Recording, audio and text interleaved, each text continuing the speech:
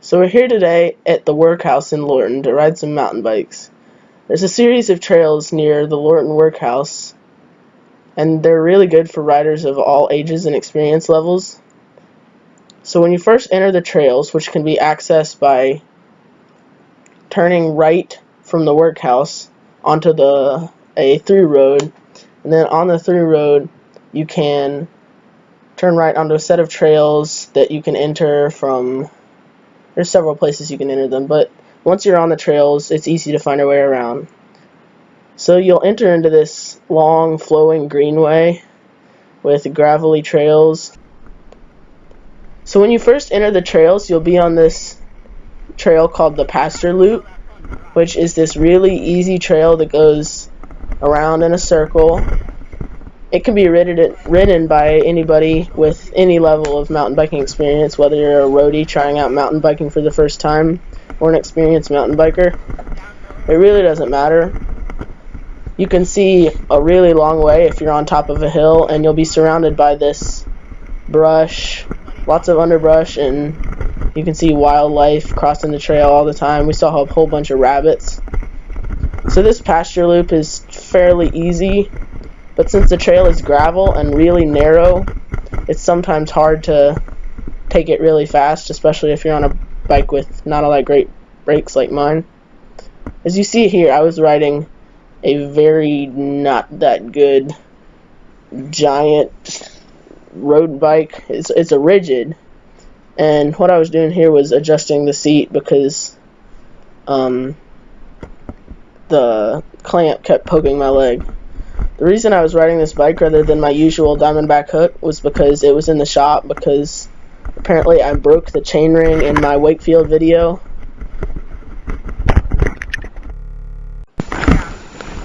So the next trail you're going to encounter on the Pasture Loop is called the Power Station Loop. And next to the entrance to the trail, you'll see a sign that says Most Difficult Mountain Bike Trail. Not only does the inaccuracy of this sign make me cringe, but its ambiguity is also quite disturbing, because this is not a very difficult trail, and the other trail in this complex called the Slaughterhouse Loop is much harder. So disregard the sign. This trail is more of a free ride based trail than the Slaughterhouse Loop, which I'll show later. Slaughterhouse Loop is more technical, whereas this is big, sweeping berms, which are very hard to ride fast because they're gravelly. Sweeping berms, a few jumps, not very much technical section. It seems like the people who built this trail didn't know all that much about how mountain bikers like to ride, because most of the berms that you could actually hammer and ride really fast, and most of the corners don't have berms, so you can't ride them fast and you have to brake and ride them glacially slow. So after riding around for a while, you'll enter this little climb, which will take you to the top of this gravelly section. This gravelly section will lead you into a berm, which will take you down a switchback with a few rollers in it. This section is fun, and you can really pump the rollers to get a lot of speed out of the trail.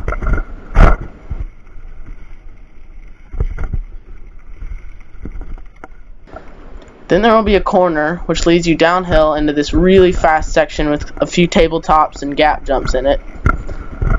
You can get some huge air off these, but they're totally rollable. Then there's a berm right after the last jump, so you'll have to brake hard to be able to make it.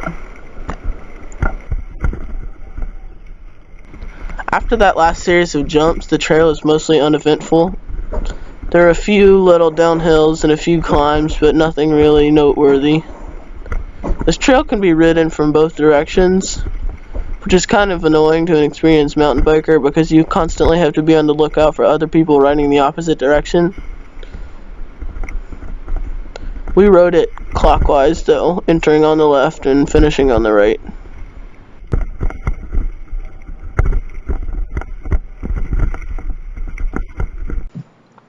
So the next trail we rode was called the Slaughterhouse Trail. It had an intimidating entrance, and it is actually next to an old slaughterhouse.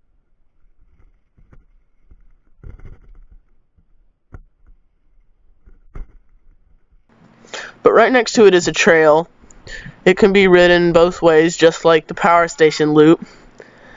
And because the lack of technical features naturally in the area, most of the Slaughterhouse Loop is man-made technical features sprinkled across a trail with a very high amount of elevation change.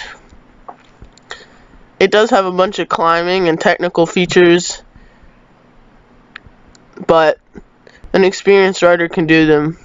The trail is really slippery, and some of the steeper parts are hard to ride because just the trail is covered with pine needles and dry leaves, and you have no traction.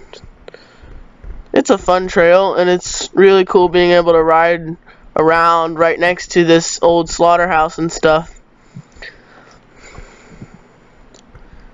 Depending on which way you go, you'll end up either climbing a really long switchback or descending a really long switchback. We ended up trying it both ways, and I think we preferred starting on the left rather than starting on the right.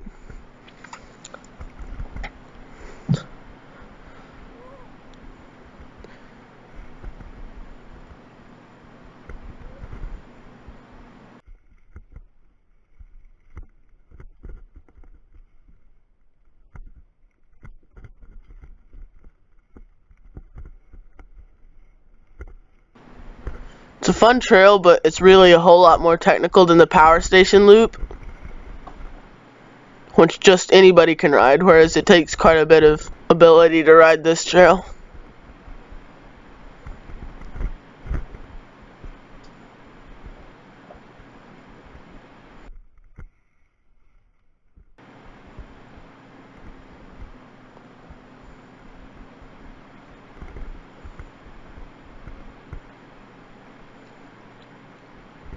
After finishing this trail, in order to get out, you have to climb back up the entrance, and then you'll enter a trail by riding to the right a little bit. It will take you up a hill, and then up another hill, and then you'll be back on the road you entered at the very beginning, and will take you straight back to your car.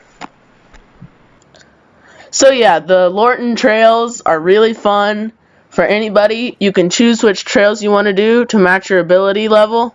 I had a great time there, and if you go, then you'll have a great time too. Thanks for watching, liking, and subscribing. I'll see you guys next time on MTB 365.